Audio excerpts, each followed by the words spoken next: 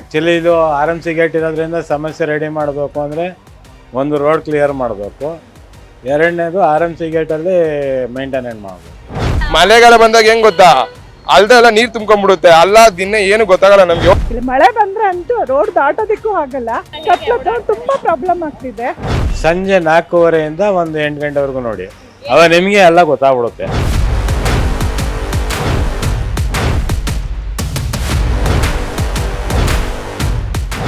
Silicon city ಅನ್ನೋ ಹೆಸರಿಗೆ ಎದೆ ಬಡಿತ ಕೊಡ್ತಿರುವ ನಮ್ಮ ಬೆಂಗಳೂರು, ಆದ್ರೆ ಇಲ್ಲಿ ಪ್ರತಿದಿನ ಓಡಾಡುವ ರೋಡ್ ನೋಡಿದ್ರೆ ಯಾರು ಟೆಕ್ ಹಬ್ ಅಂತ ನಂಬೋದಿಲ್ಲ, ಕರೆಯೋಕೆ ಇಷ್ಟನೂ ಪಡೋದಿಲ್ಲ. ಪ್ರತಿದಿನವೂ ಸಾವಿರಾರು ವಾಹನಗಳು ಓಡಾಡೋ ಈ ರಸ್ತೆಗಳು ಇಂದು ಜನರ ಕೋಪಕ್ಕೆ ಮುಖ್ಯ ಕಾರಣವಾಗಿದೆ. ಜಿಗಿದು ಹೋಗಬೇಕಾದ ಸ್ಥಿತಿಯಲ್ಲಿ ರಸ್ತೆಗಳು ರೂಪುಗೊಂಡಿವೆ. ಸಮಾನವಾಗಿ ಇರಬೇಕಾದ ರಸ್ತೆಗಳು ಇದೀಗ ಹಳ್ಳ ಗುಂಡಿಗಳಿಂದ ತುಂಬಿವೆ. ಹಾಗಾದ್ರೆ ಏನ್ ನಡೆದಿದೆ ಬನ್ನಿ ನೋಡೋಣ. ಹೌದು ವೀಕ್ಷಕರೇ, ನೀವು ನೋಡ್ತಾ ಇದ್ದ ಈ ದೃಶ್ಯಗಳು ಯಾವುದೇ ಗ್ರಾಮಾಂತರ ಭಾಗದಲ್ಲಿರೋದು ಅಲ್ಲ. ಬೆಂಗಳೂರಿನ ಹೃದಯ ಭಾಗ ಮಹಾಲಕ್ಷ್ಮಿ ಲೇಔಟ್ ಕ್ಷೇತ್ರದ ಮುಖ್ಯ ರಸ್ತೆಯ ಅವಸ್ಥೆ ಇದು. ಹಲವಾರು ತಿಂಗಳ ಹಿಂದೆ ಕಾಮಗಾರಿ ಶುರು ಮಾಡಿದ್ದು, ಆದರೆ ಇವತ್ತಿಗೂ ಅಲ್ಲಿನ ರಸ್ತೆ ಹಾಳಾಗಿದ್ದರೂ ಅದನ್ನ ಮತ್ತೊಮ್ಮೆ ಸರಿಪಡಿಸಲು ಮುಖ್ಯಸ್ಥರು ಮುಂದೆ ಬರ್ತಾನೇ ಇಲ್ಲ. ಆದ್ರಿಂದ ಸ್ಥಳೀಯರಿಗಿಂತಲೂ ಕೂಡ ದಿನವೂ ಒಂದಲ್ಲ ಒಂದು ದುರ್ಘಟನೆಗಳು ನಡೀತಾನೇ ಇದೆ. ಆ ಪರಿಸ್ಥಿತಿಗಳನ್ನು ಎದುರಿಸಬೇಕಾಗ್ತಾನೆ ಇದೆ. ಗುಂಡಿಗಳ ಮಧ್ಯೆ ಓಡಾಡೋ ವಾಹನ ಸವಾರರು ದುಃಖದಿಂದ ಬದುಕೋ ಪರಿಸ್ಥಿತಿ ಬಂದೊದಗಿದೆ. ಇಲ್ಲಿನ ಎಂಎಲ್ಎ ಸಾಹೇಬ್ರು ಕೆ ಗೋಪಾಲಯ್ಯನವರು ತಮ್ಮ ಕ್ಷೇತ್ರದ ಸ್ಥಳೀಯರು ಈ ಸಮಸ್ಯೆ ಬಗ್ಗೆ ಪ್ರತಿದಿನವೂ ದೂರು ನೀಡ್ತಾ ಇದ್ರು ಕೂಡ ಪ್ರಭುತ್ವದ ಕಿವಿಗೆ ಕೇಳಿಸಿದ ಹಾಗೆ ಕಾಣುತ್ತೆ. ಹೀಗಾಗಿ ನಮ್ಮ ಚಾನೆಲ್ ಖುದ್ದಾಗಿ ಹೋಗಬೇಕಾದ ಪರಿಸ್ಥಿತಿ ಬಂತು. ಆಗ ಅಲ್ಲಿನ ಸ್ಥಳೀಯ ನಿವಾಸಿಗಳು ತಮ್ಮ ಜೊತೆ ತಮ್ಮ ಅನುಭವವನ್ನ, ತಮ್ಮ ಸಮಸ್ಯೆಗಳನ್ನ ಹಂಚಿಕೊಂಡಿದ್ದಾರೆ. ಅದೇನು ಅಂತ ಅವರಿಂದನೇ ಕೇಳೋಣ ಬನ್ನಿ. ಹಾಯ್ ಹಲೋ ನಮಸ್ಕಾರ ವೀಕ್ಷಕರೇ, ನೀವು ನೋಡ್ತಾ ಇದ್ದೀರಾ ಸ್ತ್ರೀ ನ್ಯೂಸ್. ನಾನು ರಶ್ಮಿ ಪ್ರಭುಲಿಂಗಪ್ಪ. ಬೆಂಗಳೂರಿನ ಒಂದು ಸಿಲಿಕಾನ್ ಸಿಟಿ ಹಾಗೆ ಗಾರ್ಡನ್ ಸಿಟಿ ಅಂತ ಎಲ್ಲ ಕರೀತಾ ಇದ್ರು. ಆದ್ರೆ ಬಹುದೊಡ್ಡ ಸಮಸ್ಯೆ ಅಂತ ಅಂದ್ರೆ ರಸ್ತೆಗಳ ಸಮಸ್ಯೆ. ಯಾಕಂದ್ರೆ ಇಲ್ಲಿ ರಸ್ತೆಗಳು ಒಂದು ದುಸ್ಥಿತಿಯನ್ನ ಕಂಡುಬಿಟ್ಟಿದೆ. ಎಲ್ಲರೂ ಓಡಾಡತಕ್ಕಂತ ಒಂದು ರಸ್ತೆಯನ್ನ ಯಾವ ರೀತಿ ಮಾಡಿದ್ದಾರೆ ನೋಡಿ. ಅಂದ್ರೆ ಒಂದು ಕಾಮಗಾರಿ ಕೆಲಸವನ್ನ ಅರ್ಧಂಬರ್ಧ ಮಾಡಿ ನಿಲ್ಲಿಸ್ಬಿಟ್ಟಿದ್ದಾರೆ. ಯಾವುದೇ ರೀತಿ ಒಂದು ಸಮಸ್ಯೆಯನ್ನ ಅವರು ತಗೊಂಡು ಅದನ್ನ ಸರಿ ಮಾಡೋಕೆ ಪ್ರಯತ್ನನೇ ಪಡ್ತಾ ಇಲ್ಲ ಅಂತ ಇಲ್ಲಿನ ಜನರು ಕೂಡ ಹೇಳ್ತಾ ಇದ್ದಾರೆ.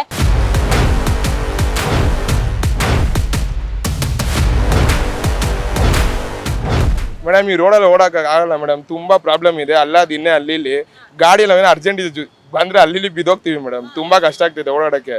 ಇಲ್ಲಿ ಪಕ್ಕದಲ್ಲಿ ಆರ್ ಎಂ ಸಿ ಮಾರ್ಕೆಟ್ ಎಲ್ಲ ಇದೆ, ಫುಲ್ ಟ್ರಾಫಿಕ್ ಜಾಮು, ಅದು ತುಂಬಾ ಕಷ್ಟ ಆಗ್ತಿದೆ ಮೇಡಮ್. ಮಳೆಗಾಲ ಬಂದಾಗ ಹೆಂಗ್ ಗೊತ್ತಾ, ಅಲ್ದೆಲ್ಲ ನೀರು ತುಂಬ್ಕೊಂಡ್ಬಿಡುತ್ತೆ, ಅಲ್ಲ ದಿನ ಏನು ಗೊತ್ತಾಗಲ್ಲ ನಮ್ಗೆ. ಹೋಗಿ ಬಿಡ್ಡಿ ಕೆಡೆ ಬಿದ್ದೋಗ್ಬೇಕಷ್ಟೇ. ಕತ್ಲೆ ಏನು ಕಾಣಿಸಲ್ಲ ಮೇಡಮ್, ಯಾವ್ದು ಕಾಣಿಸಲ್ಲ. ಅದೇ ತರನೇ ಅವ್ರು ಬಂದ್ರು ಅಲ್ದಲ್ಲಿ ಬಿಟ್ಟು ಬಿದ್ದೋಗಿ ಕಾಲ್ ಏಟಾಯ್ತು. ಐತೆ ಮೇಡಮ್, ಒಂದು 2 year 3 year ಇಂದ ಹಿಂಗೆ ಇದೆ. ಯಾರ ಹತ್ರ ಹೋಗಿ ಹೇಳೋಣ ಮೇಡಮ್, ಎಲ್ಲ ಹತ್ರ ಹೇಳಿದ್ರು ಅಷ್ಟೇ, ಯಾರಿಗೆ ಏನ್ ಹೇಳ್ತೀರಾ. ತುಂಬಾ ಸಮಸ್ಯೆ ಆಗ್ತಿದೆ, ಬೇಗ ರೆಡಿ ಮಾಡಿ ಇದ್ ಮಾಡಕ್ಕಿಲ್ಲ. ಮಳೆ ಬಂದ್ರೆ ಅಂತೂ ರೋಡ್ ದಾಟೋದಿಕ್ಕೂ ಆಗಲ್ಲ. ಏನು ತುಂಬಾ ಪ್ರಾಬ್ಲಮ್ ಆಗ್ತಿದೆ.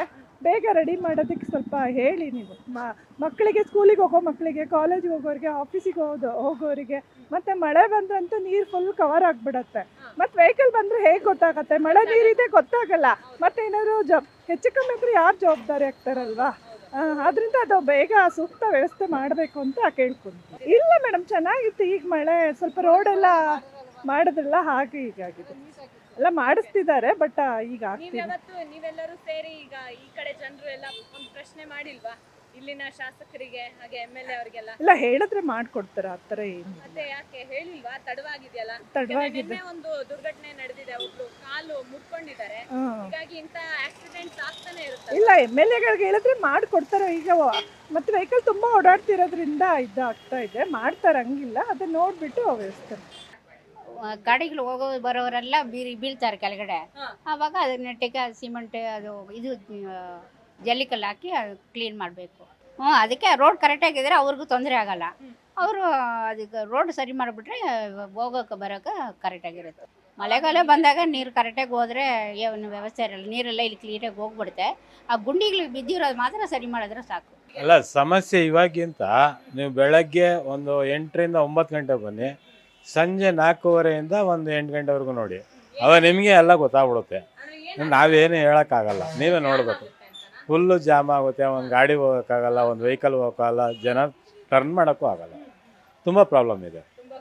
ಹೌದು, ಅಲ್ಲಿ ಕಸ ಹಾಕೋದು ಪ್ರಾಬ್ಲಮ್ ಆಗುತ್ತೆ. ಬಟ್ ಹೇಳ್ತಾನೆ ಇರ್ತಾರೆ, ಯಾರೂ ರೆಡಿ ಮಾಡಲ್ಲ. ಆಗ್ತಾನೇ ಇದೆ. ನಾನು ಇಲ್ಲೇ ಇದ್ದೀನಿ, ಹುಟ್ಟುಬಾಳ್ದಾಗಿಂದ ಅವತ್ತಿಂದನೇ ಇದೆ, ಆಗ್ತಾ ಇದೆ.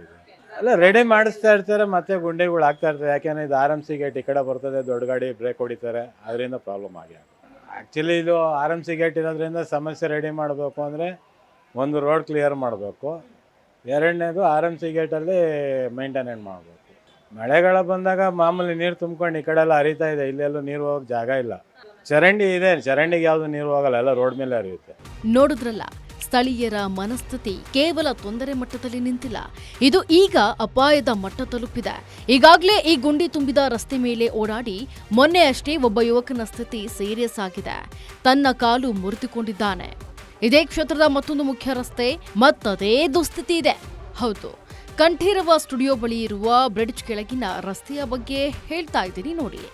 ಡಾಕ್ಟರ್ ರಾಜ್ಕುಮಾರ್ ಮತ್ತು ಪವರ್ ಸ್ಟಾರ್ ಪುನೀತ್ ರಾಜ್ಕುಮಾರ್ ಅವರ ಸಮಾಧಿ ಇರುವ ಈ ಪುಣ್ಯ ಕ್ಷೇತ್ರಕ್ಕೆ ನೂರಾರು ಅಭಿಮಾನಿಗಳು ಪ್ರತಿದಿನವೂ ಭೇಟಿ ನೀಡ್ತಾರೆ.